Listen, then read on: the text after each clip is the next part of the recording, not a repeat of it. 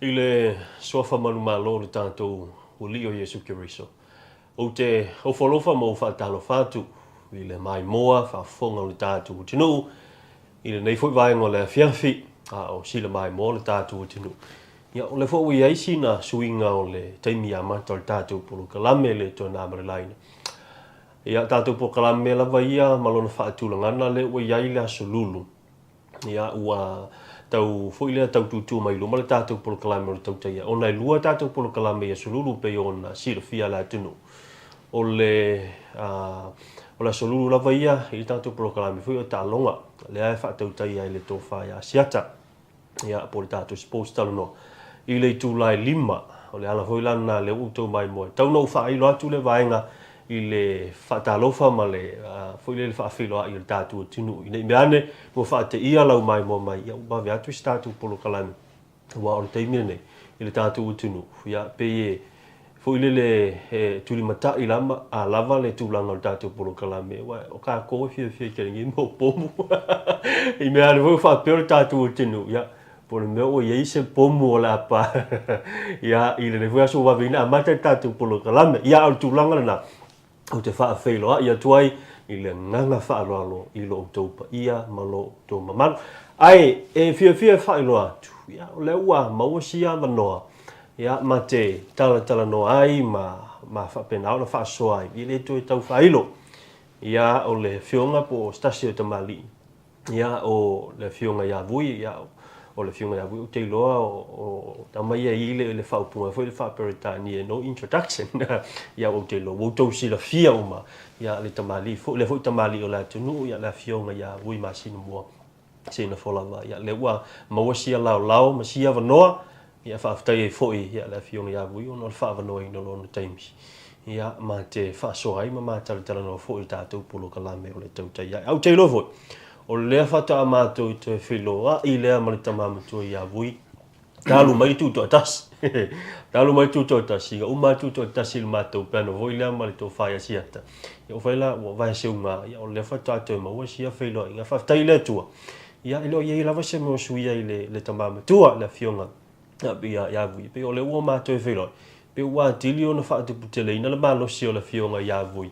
Ia i le tūlanga pio nei mapolo kalame le umawhiloa i nei tātu ofisau tu. Ia ae, nei teimi e whaatalofa mo whaawhiloa. Ia tu le nganga whaaloalo, lau fionga vui.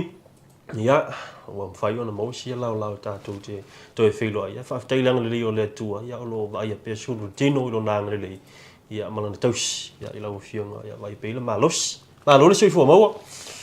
Ia pape foi ona o whaatalofa mau wholofa atu ia tu e leu so vai atu ala suafa. Ba ai ia i le hoi vai ngau le aso o tātou sa o le lei oe. O le mkuam ka ki o le malosi le lofa o le tua. Me le oe. O le winga lea e pea o na o tala no atu ia ma whawhelo e tu fo i lau whawhelo i mai. Ia whawhelo e tu fo i le pia maulunga o le tātou tunu i o le tūlanga whalupe. Mena tua o sam whai ngā o le tātou tunu e leo o iei sa mātou whaamtalanga. Tutun tā ngau le ufi sina. Ia ona o hanga o pol kalama fa penei ia manatu la lea ia pe kau ia sa maku fa kalanga pe le kau ia sa maku kala le ma fa ia na vai al fala oto ile soifu me ola ma se o ka ku vang o foi ma tatu tunu ia ai o folofa fa filo ia tu nei vai nga o laso ia ile uso ia va ai ia va pe fo ile lo loa ia o le mai mo nga tatu tunu e me se pa anga al tatu ia talo fala Malo whaftai o leua mai mo whafonga la tunu leua whaatulima ia le fionga ia vui ia po le tamam tō fo ia vui tusa ia o le tātou polo kalame ia whewhi. Ia o te loa le i amatalo ia ma hangai fo tātou polo kalame tūlanga māsani. Ia halifa sili māsani e ui a vore le lau fionga vui e se ale vai ia i le tūlanga fo ia i le malosi ia i lau. Ia e te waro ofisi le tupea. Ia o a mai lau fionga le tūlanga ia i le pisi. Ia wau te lo vo. O le sa wa ia tu le si vai te mele mau. Tu ia le fu sa mo la no ya si ai ia le ainga fo i wa. O le tulanga lava leo o tato. Ia e pe ona ia la o fionga. Ia la o fionga ia o le fai mai malanga ya si fo i fa nau. Mo le ainga ia ile na fo i tu le kelope. Malo va te set o ia vai le pe o le winga lava lea a tato e pe ona e sa no ia tulanga pe ona ia sa.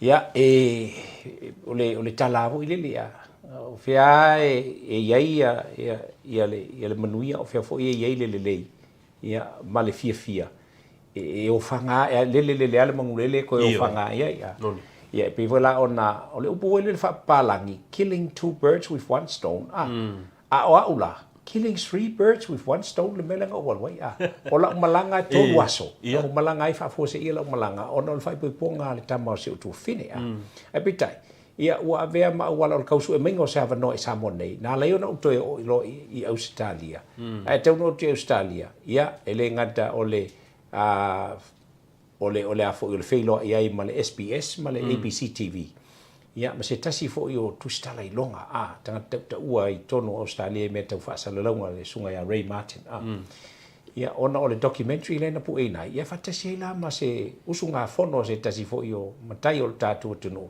ua fetau le leia ia sa au na ia le tau whainga fo ia le nei ainga ia te uma le tina fo le ainga mal whanau ia au whakau iela pela ngau whaia ele o killing 2 birds with 1 stone la le melenga ia killing 3 birds with 1 stone longa winga la ua iei ma le whainga wha popo le na ai pea na e sau noa vai le soifuanga na tatu whea e kia ngai ia e koe ma aua i le vai na o o iai le tina ma le whanau ia me se foi o le ainga e whiua ua tuua o nei me se o porkiki se koso mai kanga i le kongu nei le nganga whanau Malo whaftai vui hia le nei taimi ma le nei lao e whaftai atu i tantu sponsors ia whaftai atu i le whiunga ia tole foa i le sunga le whawhinga mai solo unanga le tasi make whaftai atu fo i le tatu unanga le Pacific 40 a le pepe junior tala i lene.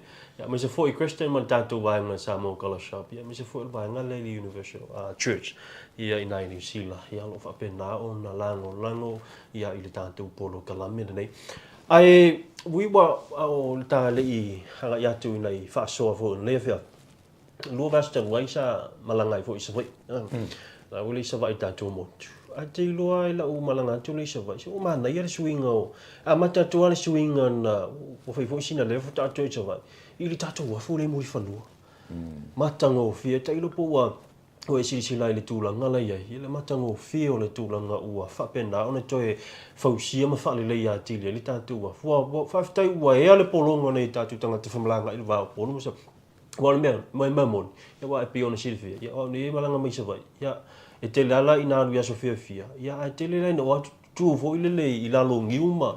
Ai o le mela o iai vo iso le wa o pe ia la ke o malai vale le pe o sila ko ele wa fu mu fo no le malai vale le ino fo anga vo le mata ile TV mfa tali te metau no le va le se le sound nga va ai pe o te alu la malanga le wa wai o lai le i ele pi se a fo se mo se o se tai le tasia o fa fitai wa mata o fiele tu langa ole o le vaenga e fatali ai pasese ma tulanga va pena mai se foi o le desk ale a foi o le kesi la ale vaenga o le wafua ai te toi foi mai nei wa sa foi na o malanga i le aso ngafua i le asfarai le vaso te nei ai aso ngafua o toi alu i sa foi ia ona o fa mo le matu tu malo wa kala ku ngai o le mesilio na matanga o fie